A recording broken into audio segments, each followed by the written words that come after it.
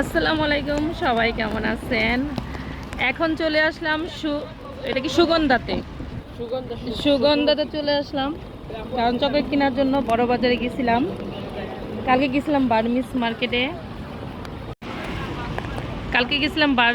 মার্কেটে ওইখান থেকে অনেক শুটকি চকলেট নিয়ে আসছি। আজকে সবাই বলল যে বার্মিস মার্কেটে গিয়েছিলাম,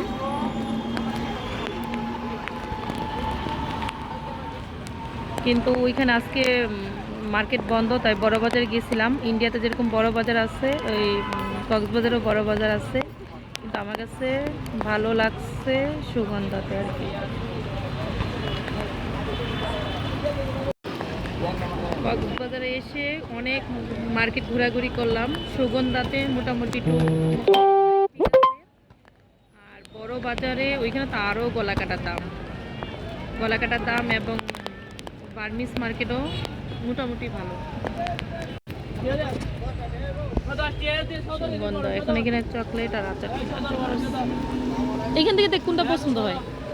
ডেইরি মিল্কের চকলেট এই যে ডেলি মিল্ক, এই যে